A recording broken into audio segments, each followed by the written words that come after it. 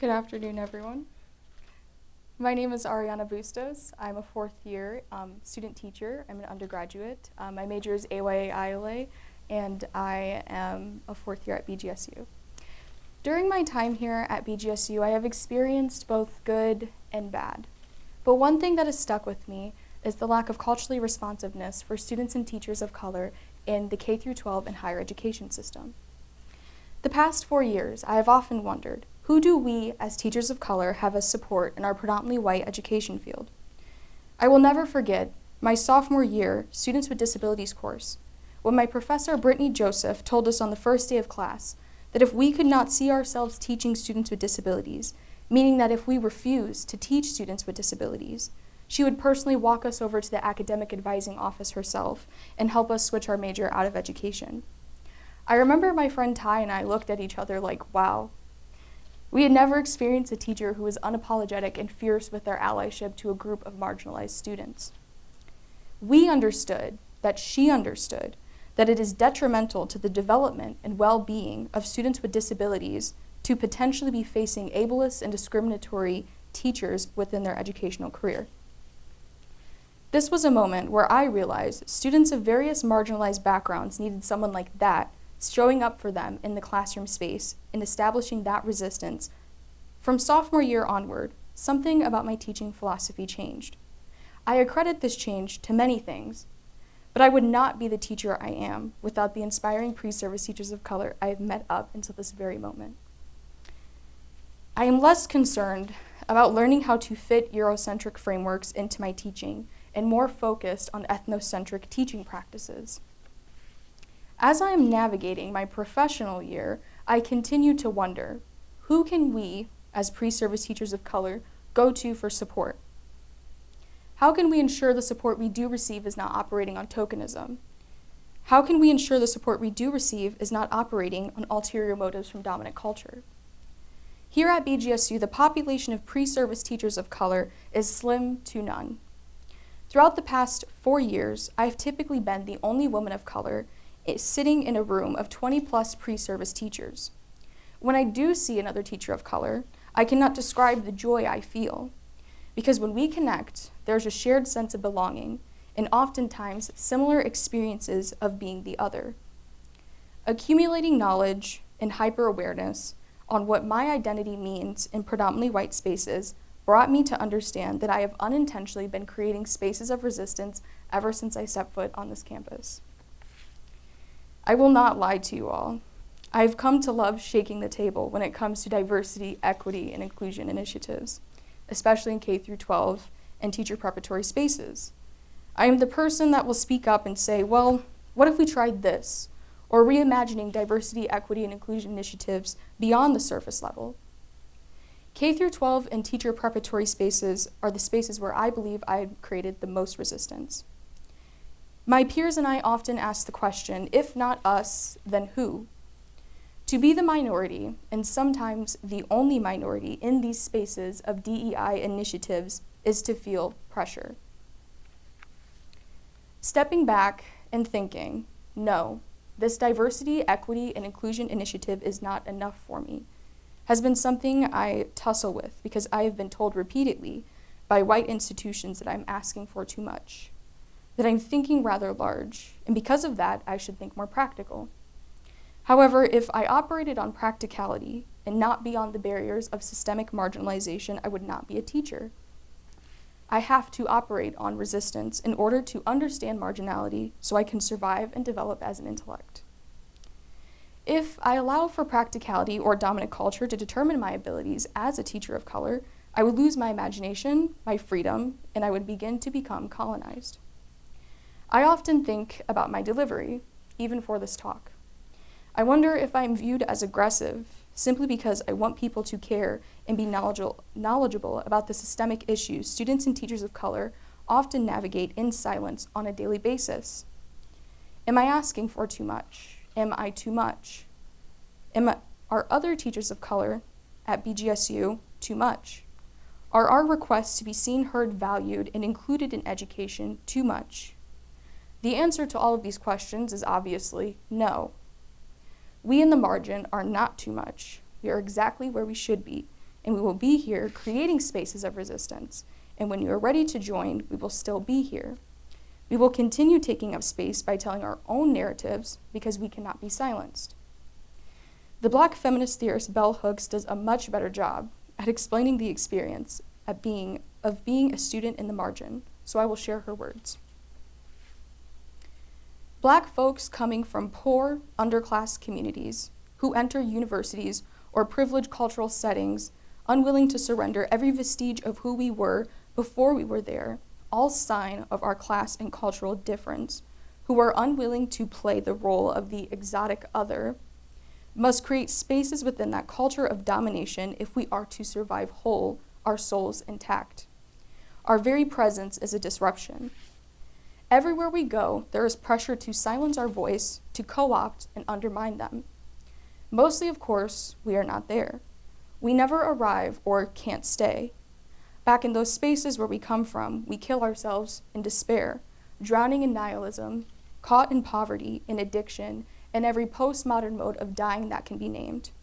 Yet when we few remain in that other space, we are often too isolated, too alone, and we die there too. Those of us who live, who make it, passionately holding on to aspects of that down-home life we do not intend to lose, while simultaneously seeking new knowledge and experience, invent spaces of radical openness. Without such spaces, we would not survive. Our living depends on our ability to conceptualize alternatives often improvised. I love bell hooks. Let me be very clear when I say this. The education system was never meant for people who looked like me, let alone teachers who looked like me, leading an English lesson at the front of a classroom. Let us not forget the 1787 New York Manumission Society African free schools, where newly freed Black children could come to school and learn, but on several conditions. Conditions which told Black children, you can come to school if you learn and speak standard American English. You can come to school if you embrace Eurocentric education and minimize your practice of ethnocentrism at home. You can continue coming to school based on how well you can assimilate into our white institution. But let me also be very clear that no matter how much students of color assimilate or sacrifice their involvement within their own ethnic culture to fit into academia, one may still not be fully accepted, which is also what Bell Hooks reminds us of. She says, and I quote, "Once Mama said to me, as I was about to go again to the predominantly white university, you can take what white people have to offer, but you do not have to love them." Now understanding her cultural codes, I know that she was not saying to me not to love people of other races. She was speaking about colonization and the reality of what it means to be taught in a culture of domination by those who dominate. She was insisting on my power to be able to separate useful knowledge that I might get from the dominating group from participating in ways of knowing that would lead to estrangement, alienation, and worse, assimilation and co-option. She was saying that it is not necessary to give yourself over to them to learn. Not having been in those institutions, she knew that I might be faced again with situations where I would be tried. Did I already say I like Bell Hooks? Because I love her. Systemic issues in education are so ingrained into the experiences of Black and Latinx students that these populations oftentimes have no idea the machine's working against them. Students are often desensitized to the normalities of racial injustices in education. I chalk this up to a number of things, but it ultimately begins with Eurocentric state standards and curriculum. Is there anyone creating spaces for students of color to discuss systemic issues in education that directly affect them, such as the school-to-prison pipeline, the opportunity gap, or disproportionality? Are teachers knowledgeable enough on these topics to conduct civic discourse in their own classroom over these issues?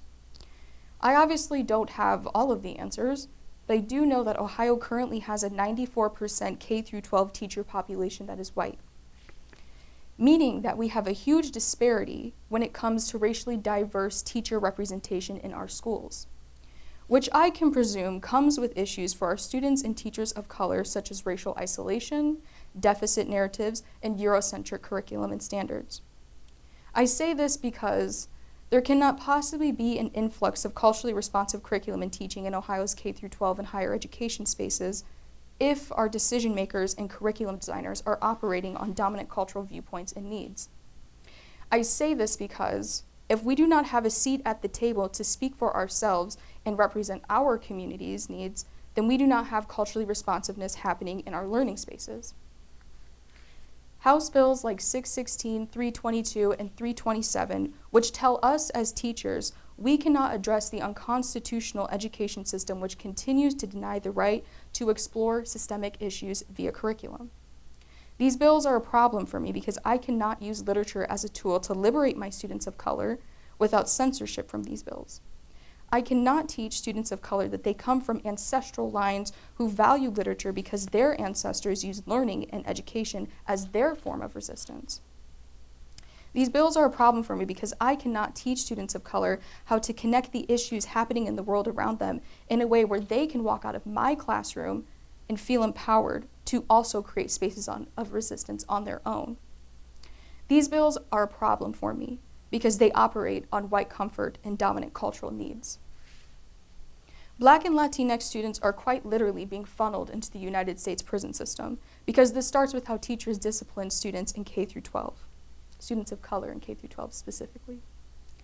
It is statistically proven by research from various schools across the United States that Black and Latinx students are disciplined at harsher and much higher rates than their white peers. Not only this, but Black and Latinx students are given less opportunities in high school, which conveniently condition their brains into thinking they have no place in higher education. However, it is not the students of color at fault. It is the education system which prioritizes catering to dominant cultural needs. Black and Latinx students are more likely to be placed in a deficit category by the Eurocentric education system they are forced to operate within. However, we still expect students of color to feel like they belong in a classroom space and tell them to learn the same colonial perspective of literature and history as their white peers. However, we should not be encouraging or prioritizing students of color to adopt colonial beliefs and values. We should be teaching our students of color to liberate themselves by dismantling the systemic inequalities which manifest in every area of their life, from education to housing to employment and to healthcare, and so much more. We should be doing all of these things in the classroom within our respective disciplines. I am a contradiction standing up here as an educated brown woman studying to become a teacher and quoting bell hooks. However, this act alone is to highlight both the disparity and resistance which blossom within the margin. I will leave you with a quote from Hooks which details how those in the center and in the margin should utilize the tool that is education in order to become culturally responsive. The academy is not paradise, but learning is a place where paradise can be created. The classroom, with all its limitations, remains a location of possibility.